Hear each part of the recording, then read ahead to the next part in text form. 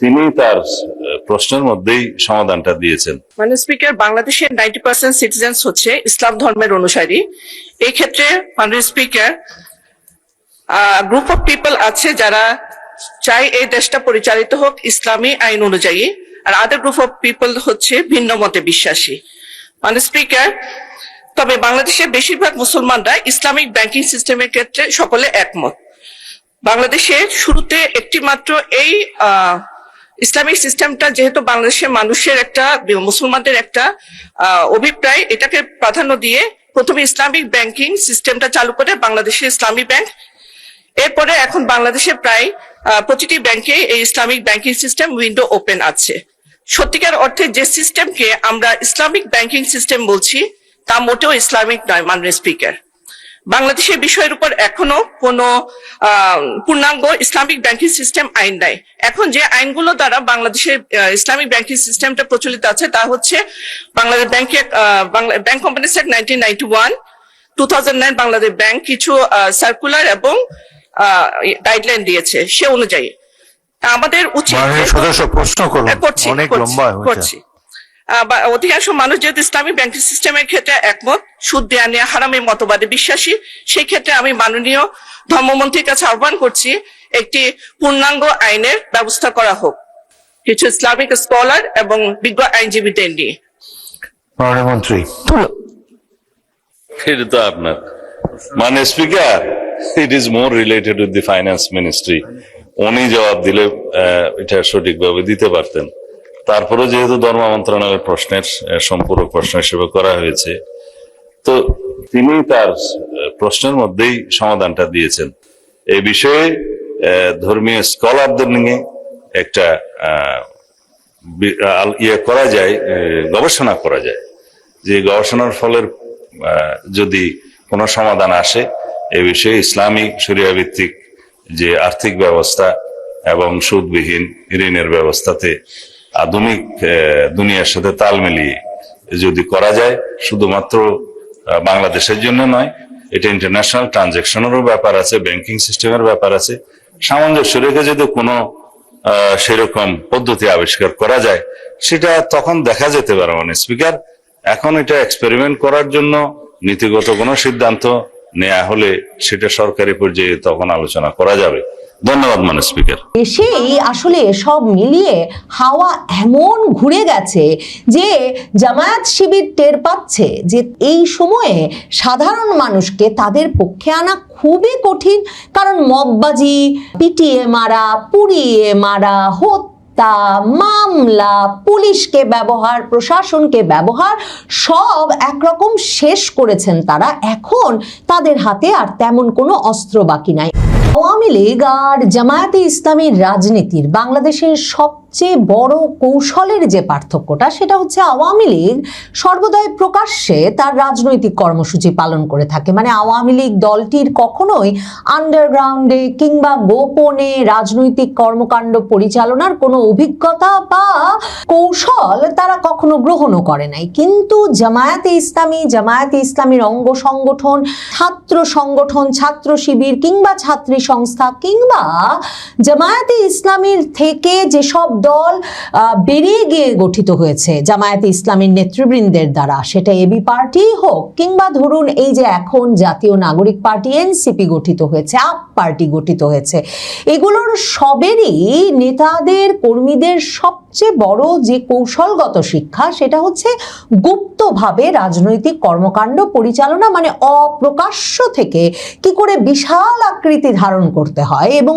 সময় বুঝে, মানে ঝোপ বুঝে কোপ মারতে হয়, সেজন্য প্রস্তুতি নিয়ে রাখতে হয়, সেটা জামায়াতে ইসলামী এবং ছাত্র শিবির সহ এই ঘরানার জামায়াতে ইসলামীর রাজনৈতিক দলগুলোর সবচেয়ে বড় রাজনৈতিক কৌশল এবং সবচেয়ে বড় দক্ষতাও বটে। এখন সবচেয়ে ইন্টারেস্টিং যেটা হয়ে উঠেছে সেটা হচ্ছে, আপনারা নিশ্চয়ই লক্ষ্য করেছেন কিনা, মানে 2024 আগস্টের পর থেকে বাংলাদেশে বিরাট শক্তিতে, মানে বলতে গেলে 1971 সালের পর এমন শক্তিতে এর আগে কখনো প্রকাশ্যে জামাত শিবিরকে বেরিয়ে আসতে দেখা যায় নাই। একের পর এক নেতারা বেরিয়ে আসতে থাকলেন, বিশেষ করে ছাত্র শিবির সহ বিভিন্ন টকশোর বুদ্ধিজীবীরা এরা বেরিয়ে এসে জামায়াতে ইসলামীর রাজনীতির যে তারা কতদিন ধরে ধারণ করছেন, কতদিন ধরে চর্চা করছেন সেসব বলা শুরু করলেন। এদের অনেকে যে আগে ছাত্র শিবিরের সভাপতি ছিলেন, এখন বিরাট বিশ্ববিদ্যালয়ের শিক্ষক হয়েছেন কিংবা আইনজীবী হয়ে বসেছেন, সেসবও আমরা সবই জানতে পারলাম 2024-এর আগস্টের পর থেকে। এখন যখন আওয়ামী লীগের অঙ্গ সংগঠন ছাত্রলীগ সহ যুবলীগ, স্বেচ্ছাসেবক লীগ, মহিলা লীগ সহ সকল সংগঠন মোটামুটি রাজপথে বেরিয়ে এসেছে, বিশেষ করে ছাত্রলীগ এবং অঙ্গ সংগঠনগুলো দিনে 10টি করে মিছিল করবার লক্ষ্য নিয়ে জুনের 1 তারিখ থেকে রাজপথে নেমেছে। এবং এমন একটা পরিস্থিতি যে বিভিন্ন জায়গায় প্রশাসন, পুলিশের নাকের ডগায় মিছিল হচ্ছে, পুলিশ প্রশাসন ঠেকাতে পারছে না। বিশ্ববিদ্যালয়গুলোর গেটের সামনে কিংবা এমনকি ডাকসু ভবনের সামনে দাঁড়িয়ে ছাত্রলীগ মানববন্ধন করে ফেলছে। তখন কোথাও জামাত শিবিরকে দেখা যাচ্ছে না। মানে এর কি ব্যাখ্যা থাকতে পারে? মানে জামায়াত শিবির ভড়কে গেছে, নাকি আওয়ামী লীগ ছাত্রলীগের প্রকাশ্য রাজনীতির সামনে তারা ঠিক কি কৌশলে রাজনীতি করবে সেটা এখনো বুঝে উঠতে পারছে না, নাকি পরিস্থিতি আঁচ করবার চেষ্টা করছে বলা মুশকিল। তবে নিশ্চিতভাবে এটা একরকমের সিদ্ধান্ত নিয়ে বলা যায় যে সারা দেশের কোথাও আওয়ামী লীগ রাজনীতিতে ফিরে আসছে, প্রকাশ্য রাজনীতিতে ফিরছে এবং পুলিশ প্রশাসন তাদের ঠেকাতে পারছে না।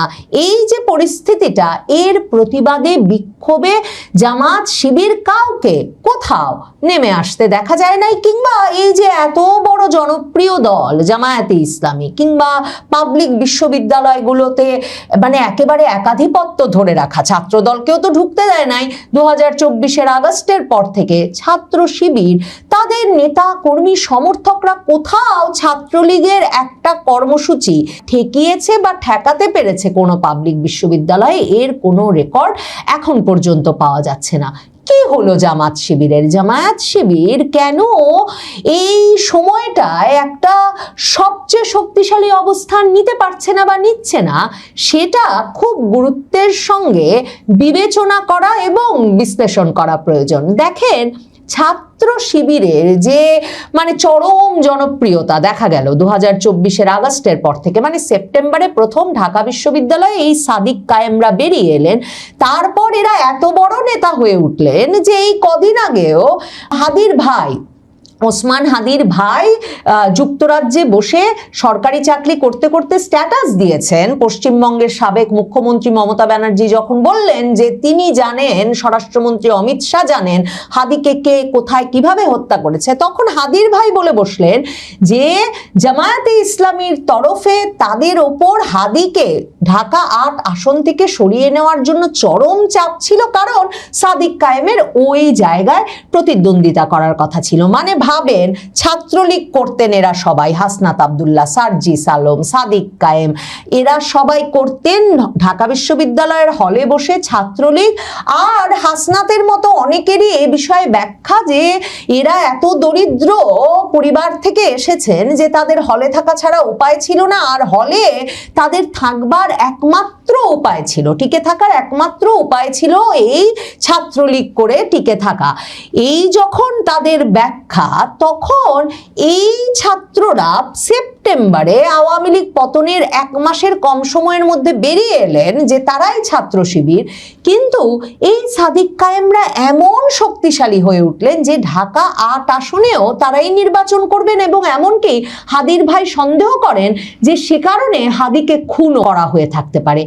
এমন সব বিরাট প্রভাবশালী ষড়যন্ত্রকারী তৎপর ব্যক্তিবর্গ তারা কোথায় গেলেন যখন আওয়ামী লীগ ছাত্রলীগ আবারও রাজপথে সক্রিয় হয়ে উঠেছে? গতকালকে রাতের বেলায় জয় বাংলা স্লোগান দিয়ে জুলাই স্মৃতিস্তম্ভে আগুন দেওয়া হয়েছে নেত্রকোনা শহরে। এই খবরটা বাংলা ভিশনে দেখছি তাদের ফেসবুক পোস্টে দিয়েছে, এবং দেওয়ার পর যদি আপনি একের পর এক ব্যক্তিদের কমেন্ট সেখানে পড়েন তাহলেই বুঝবেন যে কেন এই জুলাই বিপ্লবীরা হঠাৎ করে একটু গর্তে লুকিয়ে পড়তে বাধ্য হয়েছেন। মানে একজন লিখছেন মুস্তাফা ফারাজি আগুন দিয়েছে তারা